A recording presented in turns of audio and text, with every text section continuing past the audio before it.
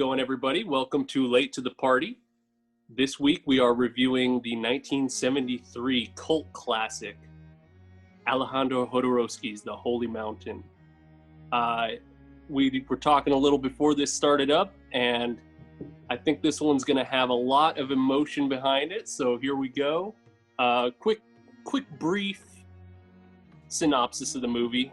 We follow a Jesus-like character as he ascends to an alchemist, and where he meets his other disciples.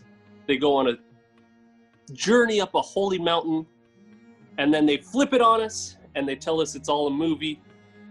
Go out, experience reality. The holy mountain is done. So, with that said, I just want to hear, what do you guys think? Do you think the alchemists and the disciples achieved their goal of reaching the holy mountain? Do you think they failed to understand what the immortals have in their knowledge? Jose, would you start us off? I don't even think I understand the question.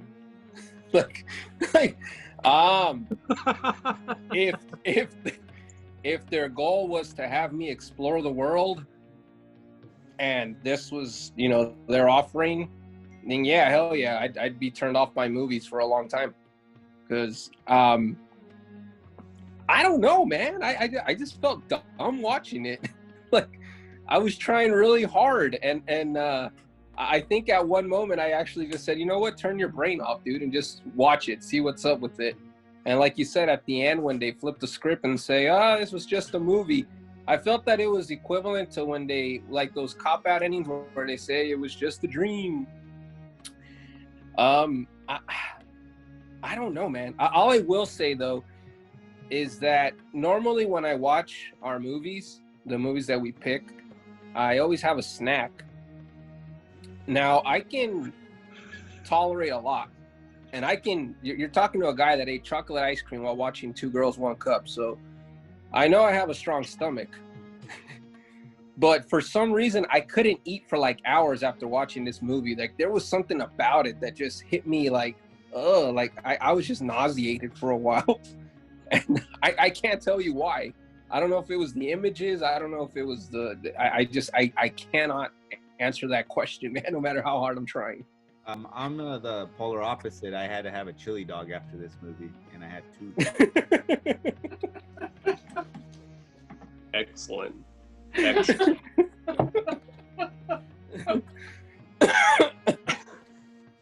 Stomachs were feeling it, this one. This is, I think that says a little something. Well, shit, I'm of the opinion that they did reach the knowledge they were after. But what was your guys' favorite disciples' backstory? Was there any that kind of jumped off at you that you really liked? Josh, you go.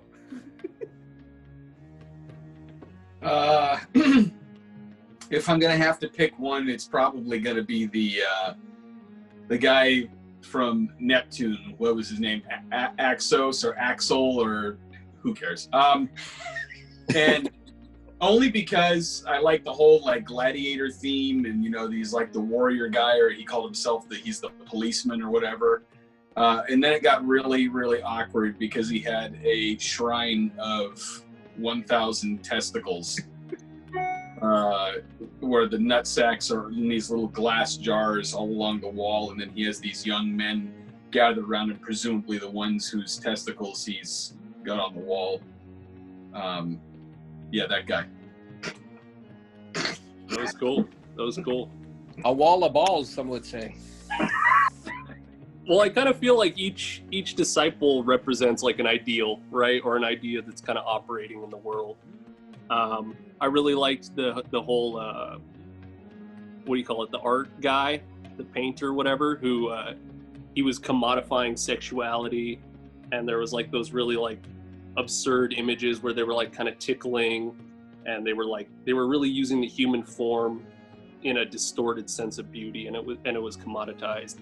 And then I really liked the robot vagina too. That was pretty fun. The robot vagina that ends up having a baby after the one person is successful in stimulating it. Yes. Yes. Yeah. I was laughing my ass off. I thought that was pretty great. That wasn't the part I was laughing at, but yeah, I got it. Fair enough. Fair enough. We had an episode of Futurama. I would love Futurama right now. Nice little palate cleanser. Nate's pretty silent. Nate, let's hear from you. Well, let's see. It's got the it's like a salad bar of awful. It's got the live castration where they put the balls to the wall. It's got Nazis. It's got naked children. Can you even put naked children in movies anymore? I don't know. It's got live action dog fighting scenes where the dogs are actually fighting. There's nothing staged behind it. They were marching down the street with dogs, dead dogs skewered on sticks. Those were really dead dogs. Like, you saw them. There's no faking it. Those effects were not special. It was like, hey, let's find some animals and skin them alive and have them on here for the sake of being absurdly shocking. They have all of sorry, I just gotta butt in real quick. Since we're getting into the animal cruelty shit, I'd like to hear everybody's opinion. I mean, we're going into this Thanksgiving holiday. We're about to fucking massacre billions of turkeys in a horrible way. Is it really any different than making two dogs fight on camera? Yeah, because you don't eat the dogs after they're dead. You purposefully kill a turkey because you're eating it for sustenance. Well, we don't eat male chicks, but we kill those by the billions. Because eggs taste good. But I mean, I don't know. Like, there's not a purpose behind cockfighting. There's not a purpose behind, cockfighting. There's not a purpose behind any of that other than to make a bet and to, I mean, there might be some cultural things behind it, but as far as the fighting aspect of it goes, you can't compare dog fights to eating turkeys for Thanksgiving. Hey, or Lego. eating, beef, or eating, I know some cultures eat dogs, but not. Our Thanksgiving, we have a stuffed pit bull. The point isn't life or death.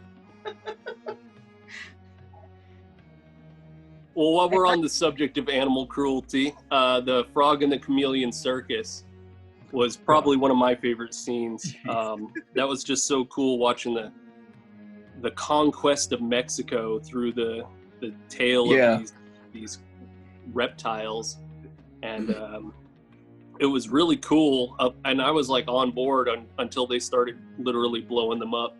That was a little intense. But what did you guys think of like, if we axe the whole animal cruelty aspect of that scene?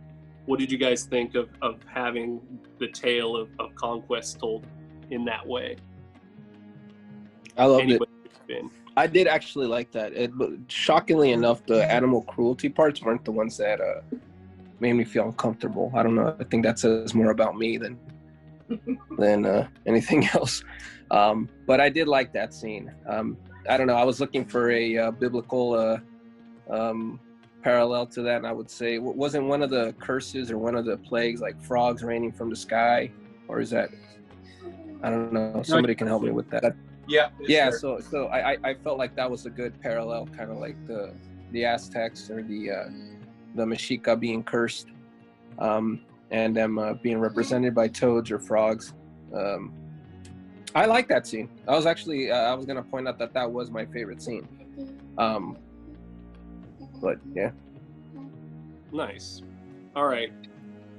Well, I'm just going to go down the line, and y'all have to say something nice about this movie, because I'm a positive dude, and that's how I rate my movies, with my positive attitude. So, Isaac, say something nice about the movie. I liked how the movie ended.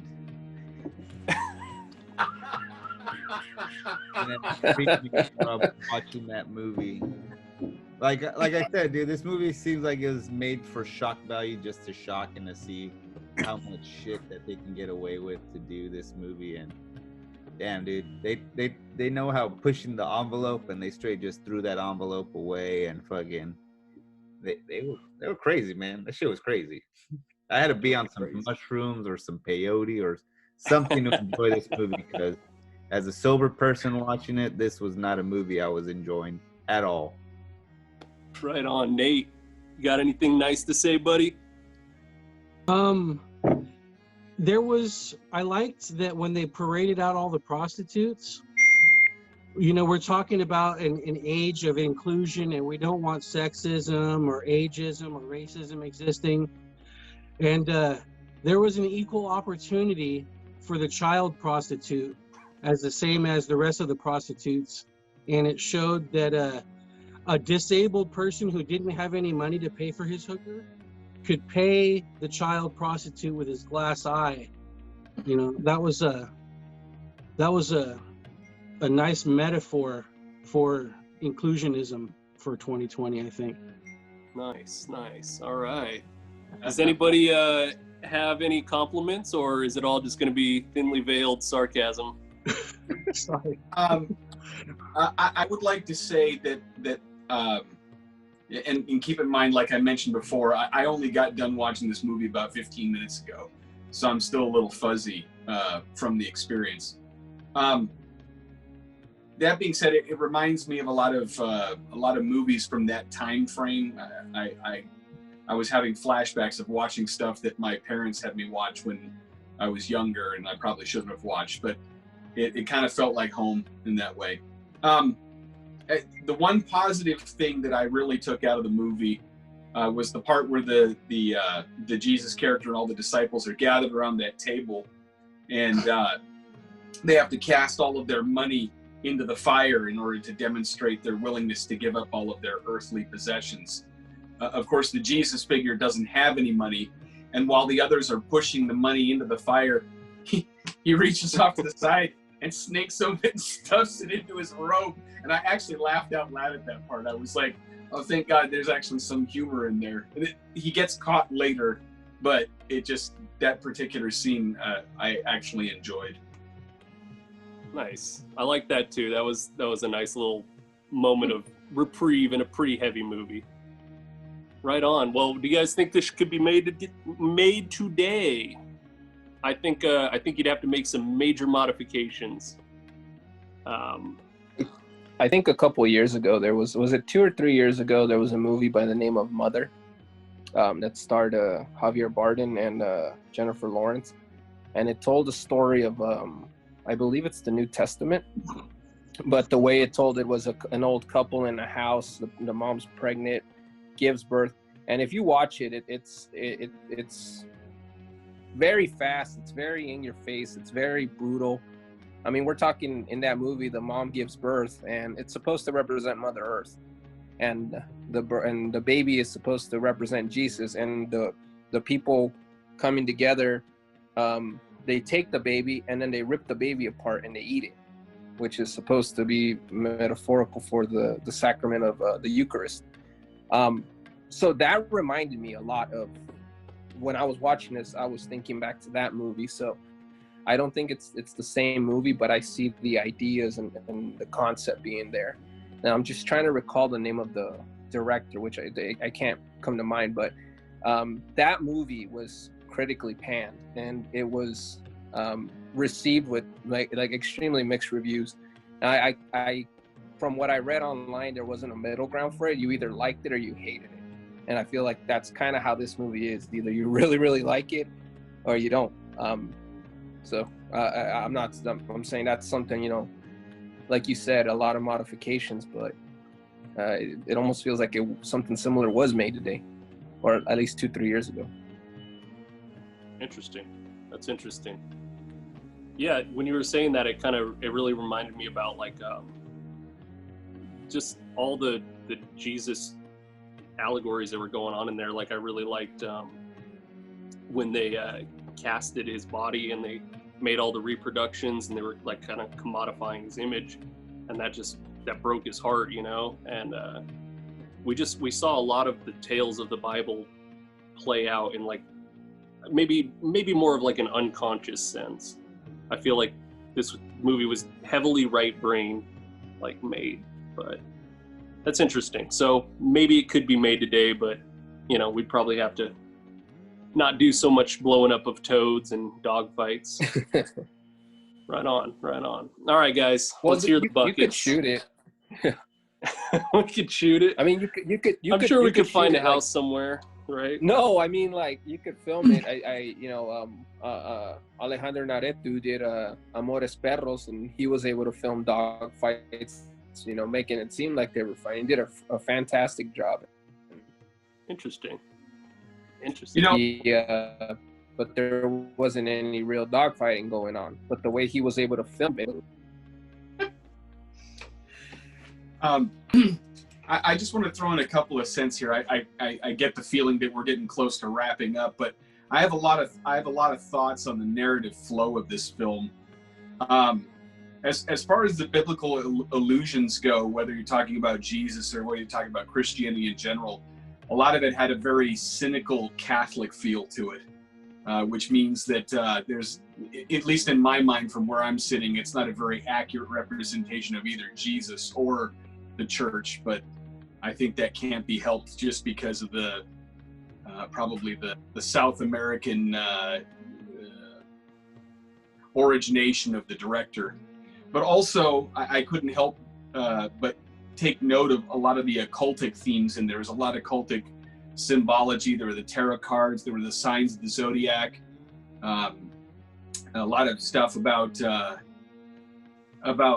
secret wisdom, the kind of thing where, you know, you say we've reached the end, but it's just the beginning, and you've lost all your knowledge, but you've gained all your knowledge. It's like this this like reversal thing that's going on. And then there was a sense to me too, and I don't know if anybody else got this same thing out of it, but there was kind of like a metaphor running through the movie that this was like the narrative of someone's life, where you start off as like a child and you know nothing, and you know you're just screaming and, you know, crying out, and you need people's help, and then as you go you learn things about the world, and then you gather friends, and then you make your way into life and acquire a spouse and reproduce, and then toward the end of the movie they're getting to the point where they realize their own mortality, and they're ready to face the end of life. Like, all of those things are kind of like woven in there. And then of course at the end of the film, you know, the whole thing, I think part of what he was trying to communicate is that, you know, maybe we shouldn't get too wrapped up in films and entertainment, but rather go out there and live life and experience the things that are really out there. And maybe the film was made with all of this graphic violence and images in order to juxtapose that with the beauty of the real world. I don't know. There's so many different things that are going on in there. It's hard to get a handle on what the director or the writer was trying to communicate in the film. I think you really hit the nail on the head there. I think it was supposed to be a harsh juxtaposition, and I think it was these ideas that he laid out, and, you know, we could get into it, all the ideas, but I think it was putting those ideas against real world. Like, this is all playthings. These are not real world. They're just they're things that we play with in our head and in our media and our culture, and maybe we should at least maybe not throw them out, but at least realize what they are. You know, I saw online that there were a lot of reviews where people were going to be offering their opinions of what the meaning of the film was, and I had intended originally to watch the film and then maybe soak up one of those things to get some perspective, but given the way my week worked out and the fact that I only just finished watching the film, I didn't get a chance to do any of that stuff. So I'm just kind of spitballing here as to my thoughts on what various parts of the film were about, but it was a mess. But you do have a point though, Josh, because remember when they get to that one area, it's like a bar, and they have like all the drug usage and all the prostitution and everything else, and a lot of them get left behind, and you know, they're willing to go past that and to continue the journey. You know, that's so I think you're onto something there. I agree with you. Yeah, that pantheon was so cool because it was competing ideals of like what it means to, what the meaning of life is, and they were like, oh, it's this, it's that, it's taking drugs, it's a drug trip, man, you know, it's poetry, it's whatever, and they kind of move past that, and they say it's none of these things. So yeah, It's like you can do it a little bit, but you overdo it, you end up, that's what I took from it. Do a little bit if you're curious, but if you do too much, you're gonna end up ruining your damn life, dude. Right on. Yeah, you don't want to get stuck in that bar. Yeah, You know, so there was exactly, yeah, that's what I like. There was a little bit in this film that reminded me of that old black and white film Freaks, which has all of the you know, like the circus people in it that have like deformities and things like that. It seemed like this guy, the director, liked to include a lot of people that had physical, grotesque physical conditions. And I don't mean grotesque in the sense that, you know, they're not, these aren't people that are worthy of respect, but rather that they have a physical appearance because of their disability that is shocking to us. And it just reminded, when I was watching, especially at the beginning when I was watching it, it reminded me a lot of that film as well. Yeah, definitely. He definitely threw in for that. This was a pretty damn inclusive movie as far as, like, if we're ranking off inclusivity, it's pretty on there. Sure. Yeah, why not? Disney'd love to make this movie now. Dude, Jodorowsky's Star Wars. Boom. Bring all those elements of Dune. Let's get it going, guys. That's going to be the new hashtag. Be sure when you use it, we'll repost all your shit. Jodorowsky's Star Wars hashtag. Boom. Let's see it. Is he still alive? Oh, dude, he's in his 90s and he's still making movies today. And I think he's doing some of his best work. Do you have some other examples from his vast resume of movies? So he's done El Topo. That was his first film. He also did Dance of Reality, which is semi-autobiographical. And that's pretty good. He's done a few other movies that I haven't seen, but I did read his autobiography. He did Last Jedi. Hands down the best autobiography I've ever read. No doubt. 100%. Okay. Dude's got it. Well, I did read. With all that being said, go ahead, Nate. Sorry. Oh, it's okay. I've been interrupted throughout this video constantly. It's the theme of this one.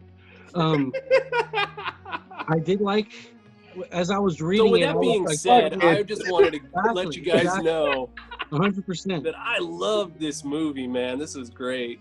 Oh, sorry, Nate. Were you saying something? 0 buckets. Go for it, Nate. We're fucking with you. Oh, it's all good. He's just plotting his revenge movie. No, I've given up on that. That doesn't work. When I plot revenge movies, I miss out on a chance to watch a good movie with my friends. So I'm not going to do that anymore. I'm just going to pick movies that I like, or like I did with Tucker and Dale. You know, it was a movie that a lot of you guys hadn't seen. I liked it.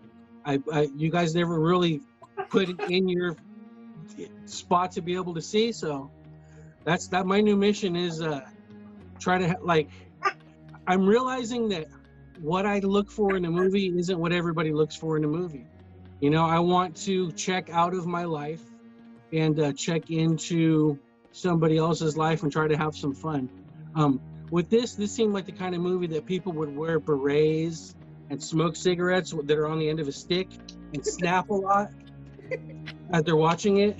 The kind of people that would go to see like a picture on the wall painted mustard yellow with like a red dot in the middle of it and try to pay $1 million for that thing and call it great art. And that's just not my thing. You know, I didn't even understand until the last eighth of the movie that there was even that there was disciples. I just thought it was just random scene upon random scene trying to make shocking shit as much as possible. Like, it wasn't until I was like, oh hey, there's that dude. Oh, these are the same people. Oh wow. And then by the time I had put that together, it was too late in the movie for me to. I didn't want to rewind it and try to make sense of it. I was just, there was just too many things that it seemed like they were trying too hard to be shocking, and I think that if they would have took like a Rob Zombie approach to it, maybe it would have been a little bit better, a little bit more cohesion. It wasn't for me. I think Rob Zombie liked this movie. I'm sure. You know, it does bear saying that when I had to pause the movie because Liz got home, and when I went down to talk to her, she asked me how the movie was going, and the first words that came out of my mouth were I said it was avant-garde occult trash. Yeah, it wasn't So hi, I'm honey, with how you, was Nate. your day? I'm with you, Nate. That was what it was. Yeah, That was it my- was pretentious. It was very pretentious to me. It seemed like it was trying really hard to be shocking, and I don't know, but but that's not my thing though. That's not my scene. So, I can't. I'm not an expert in the. I like Star Wars and Indiana Jones. I'm a simple man. I like simple things. Yeah, man. I don't understand the art and the technical Basic stuff. bitch is what I am. That's what I am. Yeah. Nice. All right.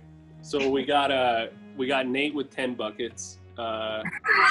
Isaac, let's hear yours. I'm gonna give this 0 buckets. I think we're on a 1 to 10 system here, guys. I don't know, but 0 buckets. All right. 0 buckets. I'll give it 1 bucket. Since there's I give it a -1. I'm taking his bucket away. All right, Liz, Josh. I don't know. Liz You guys- didn't watch it. So I watched the last half of yeah, it. maybe she caught half of it. It's half a bucket. Because of the half that I watched. Sorry. Fair You enough. I think my first instinct was to go with 0 buckets, but on reflecting on it, I think that there was like something that was trying to be communicated there, so I'm going to give it 1 for effort. I think maybe what I need to do is drop some acid and it'll make total sense. But Great. Now you've turned my husband into drugs. I'll be right there. we can all do it together. He'll be a better man. I guarantee it. this was a rough film. It was rough. We're on Right our on. way. Jose, you got some buckets for me, baby? I got some buckets for you, baby, just because I appreciate what it was trying to do. I don't like it when something makes me feel dumb.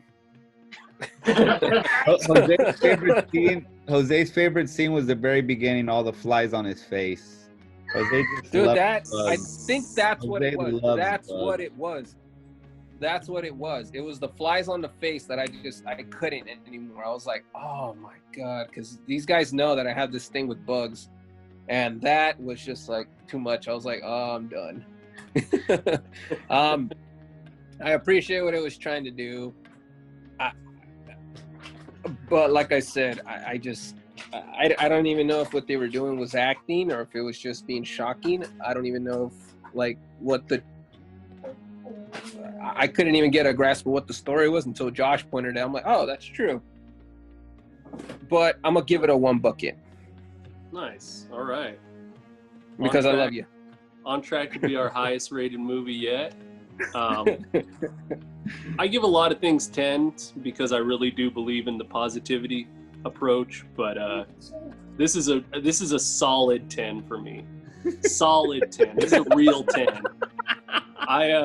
I feel like it pushed the boundaries, and it really did something special and revolutionary. And I know a lot of people disagree with that, but I like it.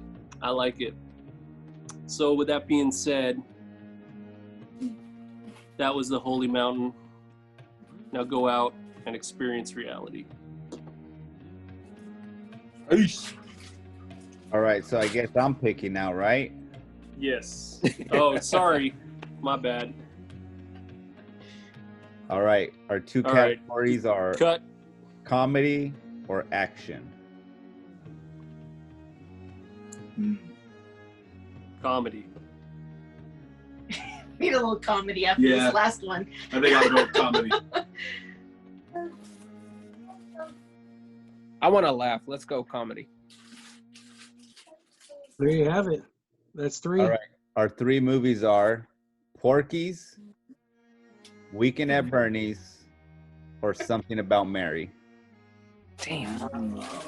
Bernie's. Jose never saw Bernie's. We talked about this a long time ago. I haven't seen Yeah. Weekend at Never Bernie's watched in Bernie's. a long time. Bernie's. Plus, we're about to live Weekend at Bernie's. Yeah, let's go Weekend at Bernie's. So there we go. Weekend at Bernie's is streaming on Amazon Plus, and it will be here and late to the party. Thank you so very much, Lego, for that beautiful art movie, The Holy Mountain.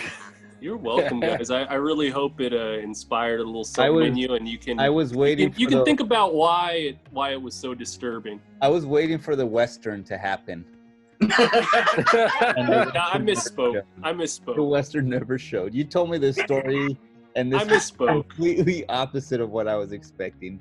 Like, you hear Holy Mountain, so I was like, all right, it's gonna be a guy on a journey to go shoot it up into the mountain. But no, it's more like watch me take some shit and fucking get all crazy and do some crazy shit.